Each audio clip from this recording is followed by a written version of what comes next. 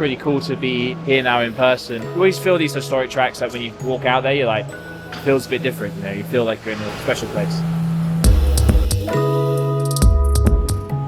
Pretty much straight here. A bit of training yesterday, and then went for a bit of food in Sao Paulo, and it's my first time in Brazil as well as obviously the first time at the track. So a new experience for me, and yeah, I'm very excited to get going on track tomorrow. I think we'll get quite a good impression of where we're at in FP1, and yeah, just work for our program and see how we are come the race. So fingers crossed.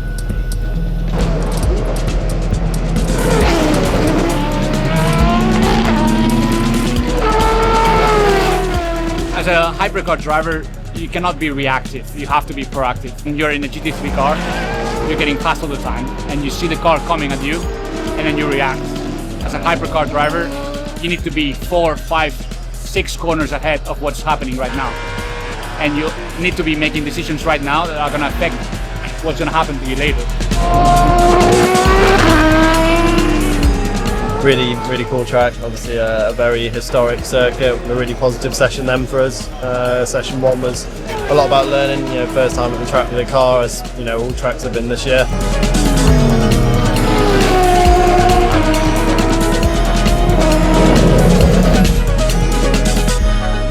I think it's the first time where both cars have been in the top 10. I think a monumental effort from everybody to continue to make strides and to continue to make progress.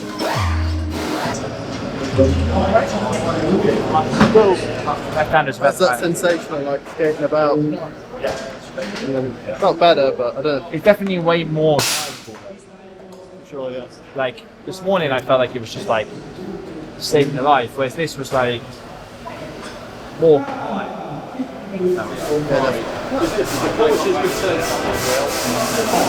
Pit exit is now open. Pit exit is now open. This is the start of the Hypercar qualifying session.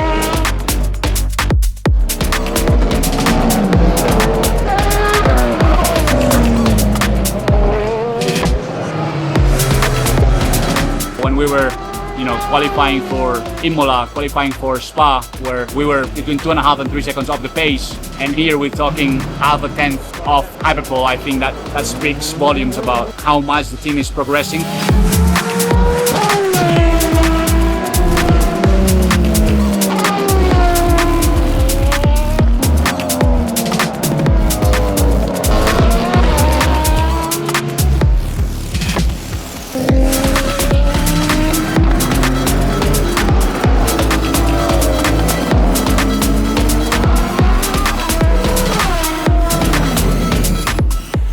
Yeah, the Valkyries, I mean, that's the highest we've been with both cars, 11th and 13th, so that's a real good step forward. A little bit disappointed not to make Hyperpole so close, half a tenth of a second. Now our expectations are changing, so that's part of the game. It's going to be a messy race tomorrow. I think tire deck is going to be huge. Everybody knows Brazil is a high energy track, and there's going to be a lot of different strategies as well, so we have to focus on maximizing our potential, staying out of trouble. It's all going to be all about tyre wear and tyre management and who looks after their tyres their best and on the long runs. So we've got an inside start, so that's usually a good thing here in Interlagos. Hopefully we can make up a couple of places there, and then yeah, it's just going to be about tyre strategy really. I've never asked you what the sort of acoustics are like inside the cockpit of that incredible noise. Well, you can definitely feel that you have a V12 in the back or in your back. And it is extremely loud inside the car, a lot of vibrations. But yeah, every lap is obviously enjoyable when you have something screaming behind you. But yeah, now we just need to make it quick so we can get some results.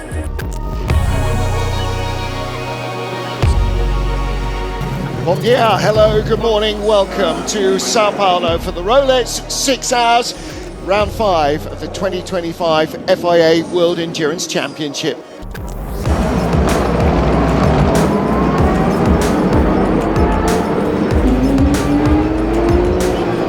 It's going to be close, there's not much room to overtake around here. The Hypercar's obviously got to get through the GT traffic. Got to have eyes in the back of your head, but here more than anything on a short lap, you see the same cars a lot.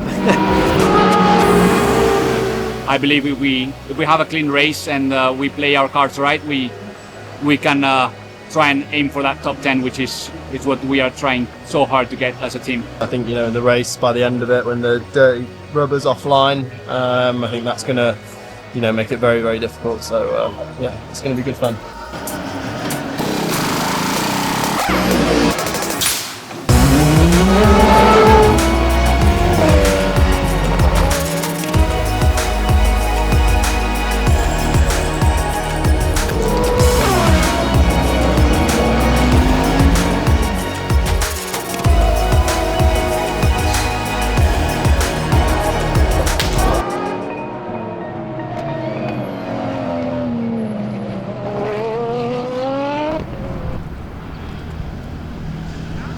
Sao Paulo was a good race for us. It was for sure fun to kind of from the first in be able to overtake some of the other cars and all this. Obviously some cars were in a different league there compared to us, but it was still nice to be in the mix. We've been saying, or I've certainly been saying, like, I want to see progress every race, and as long as we see progress every race, we're happy. We're heading into the race, pretty high expectations, and we sort of struggled a little bit more than probably what we expected on the tyre wear. Probably didn't get the strategy spot on, but ultimately left Sao Paulo going, okay, that was another step forward, there's another step in the right direction. First time there, cool place and everything.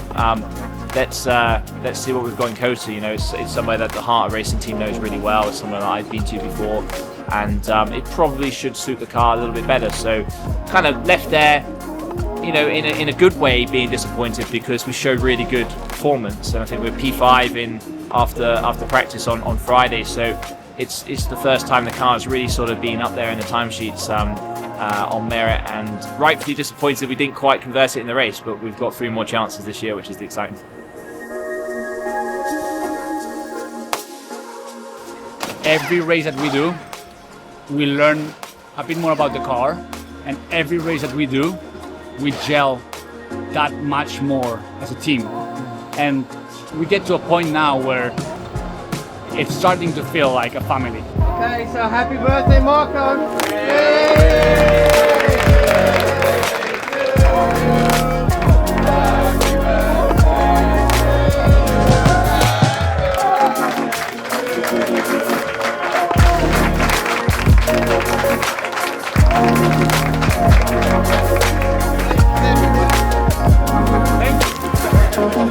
All right, let's have a great day. That's a bit weird. Hopefully you wish for the right thing.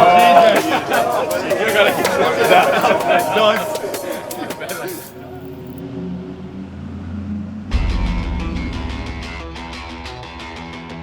Good morning and welcome to Texas for round 6 of the 2025 FIA World Endurance Championship at the Circuit of the Americas just outside the city of Austin. 6th race of the championship and a welcome return to the USA.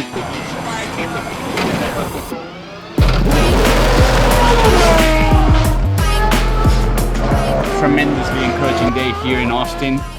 The Valkyrie seems to be lacking this place quite a lot, and the results are backing that up. So the feelings are very high right now.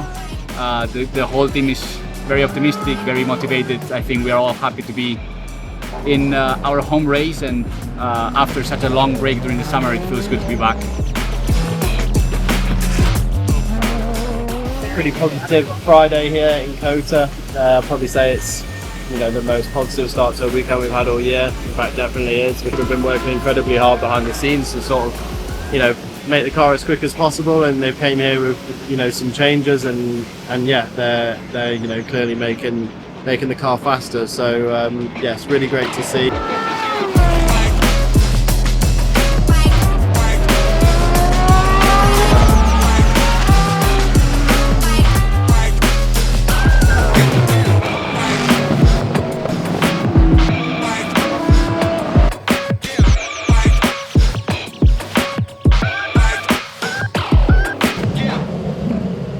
Best day ever. Best day ever Ever. In this car. in this car. Yeah. No, it's really good day. I mean, into in the first session, but like straight out of the pits, like the car felt like you could push on the cold tires. I think all our sim and our prep was pretty accurate, and that was nice because it's been one of our maybe weaker points since the warm up. We'll see the hotter temperatures here really helping us. And then to sort of maintain that pace through the session and be right up there in F1 was great. FP2 quali sim had a little bit of traffic, which was frustrating, but both cars like well inside the sort of hyperpole range. It's pretty exciting for tomorrow, and on the long pace as well. I think we're looking after the tyre pretty good. We tried a few different compounds, a few different combinations: rear tyres hard, front tyres medium, and just to sort of learn as much as we can for tomorrow. It's the difference between, I mean, obviously we were starting to tickle some potential in Brazil, but this feels like a step change forward. What do you think the change is?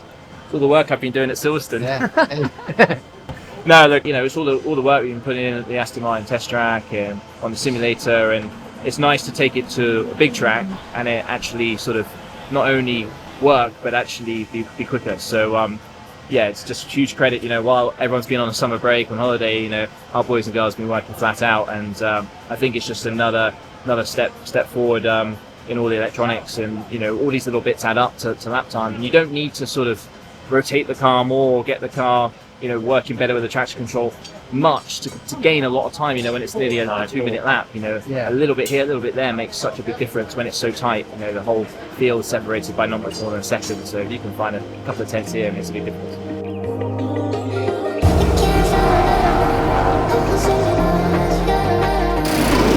The exit is open, pit exit is open.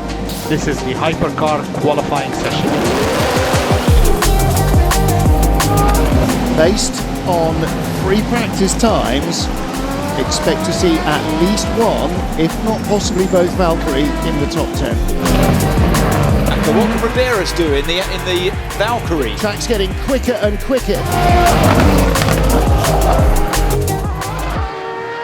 Shame obviously into our worst session of the weekend was qualifying, but yeah, just tricky out there with the damp. Our cars trying to get the tyre temp in wasn't easy. The track was sort of quite wet down the far end, and then sort of dry in the first and last sectors, and yeah, did the best of what we had, but it wasn't quite enough to get into alcohol.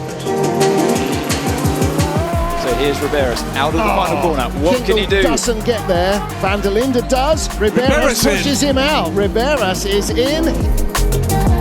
An eventful qualifying here in Austin. We're definitely also looking very strong in the dry, so when you're feeling very confident in the dry, you don't want things to change. For better or for worse, it started raining right before quali, and we have to adapt and keep the car in the tarmac and not go off track, not crash. We made the entire session was a success, and then on top of it, the fact that we made it to Hyperpole, I would say is very encouraging, especially with the circumstances, and we're looking forward to tomorrow. Started raining. More, yeah. We had forecast, no rain anymore. And I was just about to tell you, and you say, oh, there is more rain now. Yeah, I know. I mean, this is the thing. Yeah. As soon as the tire pressure was coming up slightly, it started raining hard, and you're losing. Yeah. It saturated the tire pressure. Yeah. And then I couldn't. No, because the tires went nice here, and now it's going to be a little rain. I see you. Thank you, mate. Honestly, I was just praying not to give you guys a full night of work, to be honest. We appreciate that. You did a great job. Mega. We can learn. Exciting. We've had rain at this track, but we haven't started a race in the wet before, and with no wet weather running in practice, this is a bit of a voyage of discovery for our teams.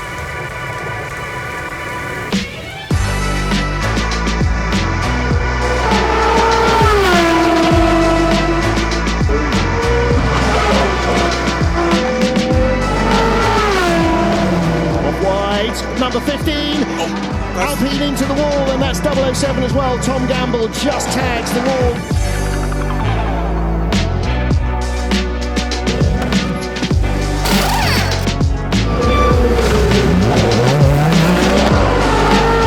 Pretty chaotic race. Conditions were all over the place really. I mean, some really difficult conditions. I kind of got caught out at the start, made a mistake, which I'm pretty annoyed with myself about.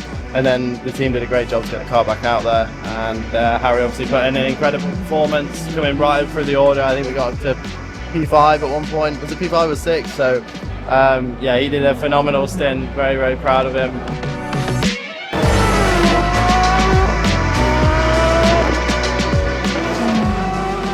boys and girls worked so hard over the summer break to improve the car, and it's amazing to put it on the track and see the benefits. I mean, it's the first time we've been competitively driving in the wet. I think I've driven the car once ever in the wet before, so it was really much baptism in the fire when I went out there. I wasn't sure what to expect, and the car felt amazing.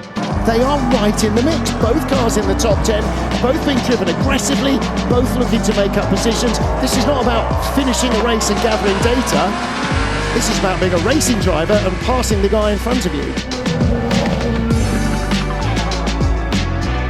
Here's the attack from the Aston Martin, and Harry Tincknell on the inside of Robert Kubica. Kubica just about hung on in there around the outside. Well, Harry Tincknell must fancy this, Ant.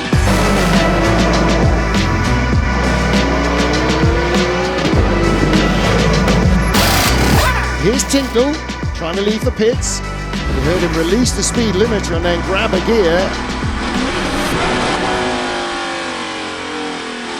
When he pulled for the gear, it didn't change gear. It's a shame, isn't it, to get so far into the race, to survive all of those terrible conditions as a driver, for it just to not make it out for those last half an hour, the last 30 minutes of the race. Is going to get pulled away.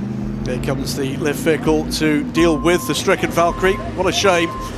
But another step forward for that programme. Showed great performance in very tricky conditions. Obviously, it was a very encouraging race. We looked really strong out there, even in conditions that we never experienced before.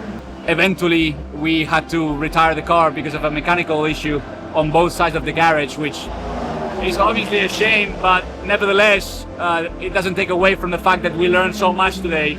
We made a big step forward this weekend, and this momentum is going to carry us for the following races. Fantastic job. Basically all weekend we were kind of competitive from FP1 to qualifying, and even in the race we were really competitive, so it's a bit of a bummer that we weren't able to finish this race with the issue we had.